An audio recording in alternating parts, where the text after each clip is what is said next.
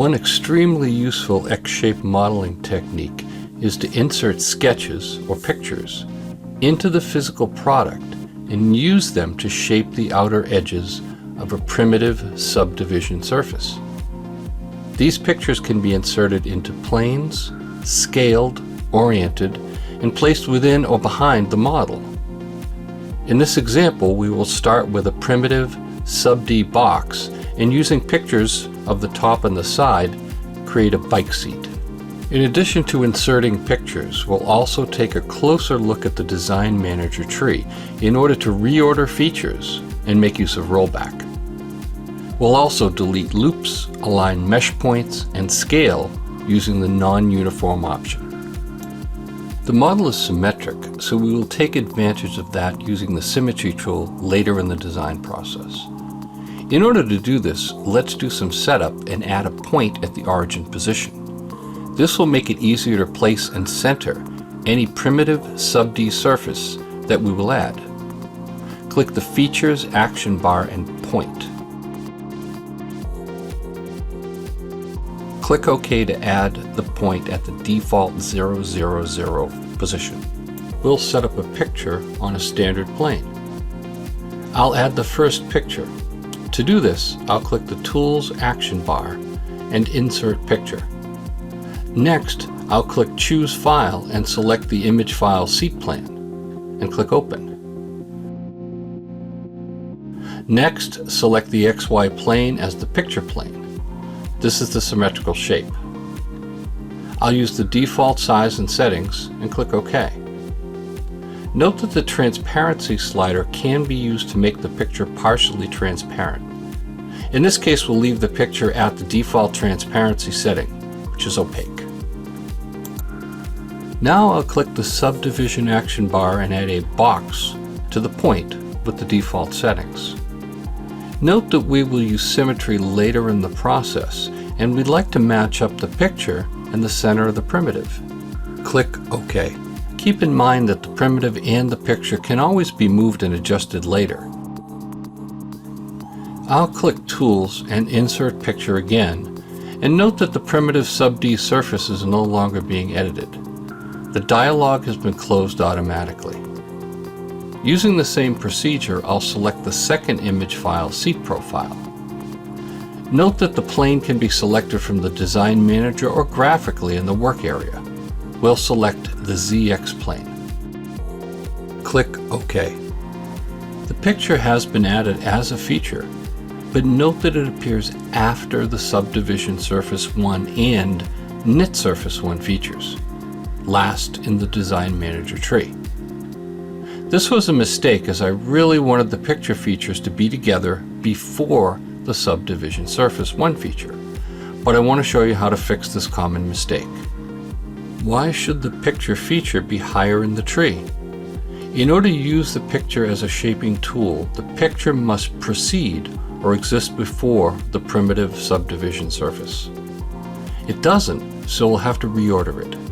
To reorder, drag the Picture 2 feature to a position between the Picture 1 and Subdivision Surface 1 features and drop it. Note that reordering changes the sequence of the Design Manager tree and may change the model. I'll change to an isometric view.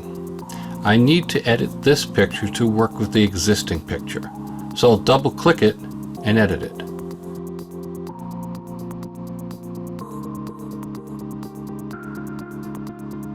Next, I'll click the Scale option and use the Percentage option to size the picture to match the length of the existing picture. We'll need changes in small increments, so I'll click in the number box and roll the mouse wheel to increase or decrease the value. Using the robot, I'll drag the sketch upward to connect the two pictures at the front and click OK. The rollback bar is a vertical line on the left side of the tree with a handle at the bottom. The handle defines the current position of the bar, now at the Picture 2 feature. The newest features are placed after that position. The default position for the rollback bar is at the bottom of the tree, as the tree builds from top to bottom. all features below the bar are suppressed. Suppression effectively removes and hides that feature and any child features that depend upon it. By comparison, hide simply toggles off the visibility of a feature. It is useful when you'd like to place a new feature at a specific position in the tree. You can roll back to that position before adding the feature. In this case, I'll drag the rollback bar down to sit at the last feature in the tree, the Knit Surface 1 feature. Now let's edit the primitive Sub-D box by clicking a face and clicking Edit Feature. To make the next step easier, let's make the primitive Sub-D surface transparent. I'll click the Transparency option and drag the slider to the right.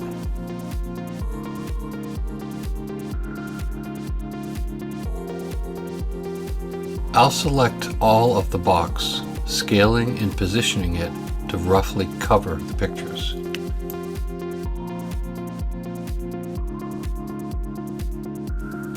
Note that it's okay to scale normal to the symmetry plane because it scales about the center. Avoid dragging the primitive in that direction and pulling it off center. In this case, symmetry is defined by the ZX plane.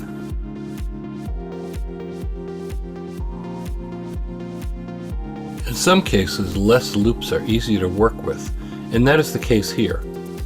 I'll click Delete Faces Loops and delete one loop in each of the directions. This leaves us with one loop on what will be the symmetry plane.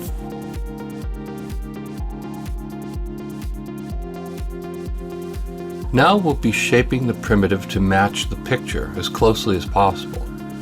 To do this, we'll use box selections to pick all the vertices through the model and push and pull techniques, moving large or small groups of vertices along arrow or in planar directions. Depending on the complexity of the picture, this can take some time, but remember, pushing or pulling vertices has an impact on the surrounding vertices, both those in the same loop and parallel loops. This is an iterative process, so you may move the same vertices more than once to get the desired result. Make use of undo when the push or pull gives unexpected results. And it's okay to move small groups of vertices. It may take longer, but it is more often accurate and predictable. Let's review the push and pull procedures while the video plays. First, select a group of vertices by box selection. The box ensures that all of the vertices through the model are selected.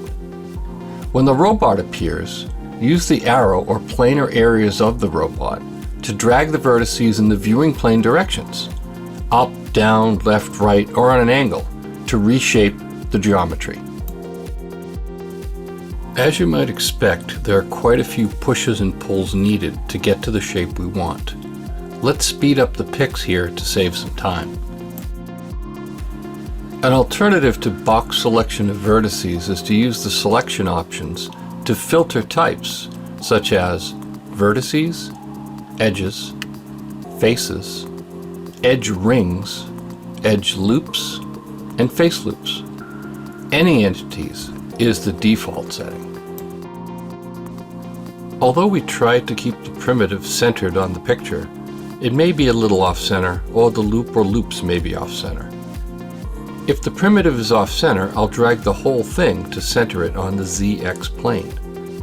In this case, it's the loop, so we'll box select it and move it roughly to center it.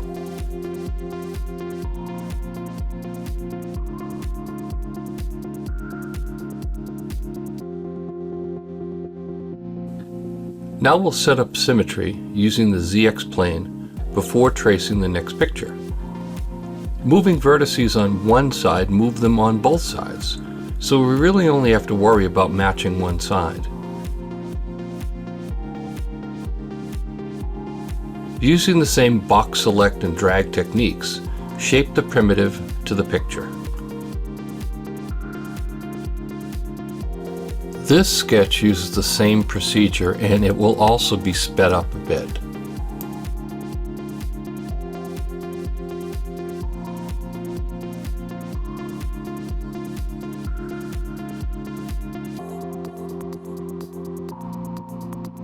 I'll toggle symmetry off and click OK. Note that the knit surface feature might have a warning after loops or faces are deleted. If this happens, just edit the knit surface 1 feature, add a face selection, and click OK. I can also hide the pictures. Let's take a closer look at the bottom of the model. It needs to be flat, but we can check. Let's click Tools and Section View. In the YZ section, it appears that the bottom is not as flat as we wanted. Close the tool. We'll use Align Mesh Points to fix that, starting with a change to a side view. I'll click Subdivision and Align Mesh Points. We'll use the plane to flatten the bottom. I'll click Align Mesh Points, and under Align Entity, I'll click Align Vertices to Entity. For the entities to align, box select the bottom row of vertices. They're on a curve, so it may take several groupings to do this. Box select the first set. Then press the Control key and box select the next set, repeating this procedure to select all sets of vertices. Under Geometry, click the XY plane and click OK.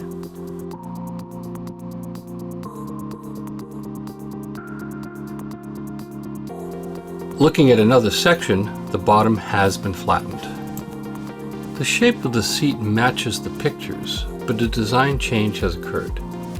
This change increases the width of the seat, but keeps the other dimensions of length and depth the same. Click Subdivision and Scale by Distance.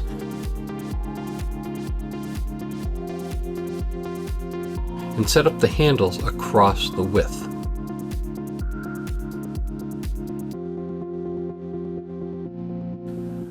This time we'll use the Scale Non-Uniform option and set the width to 50.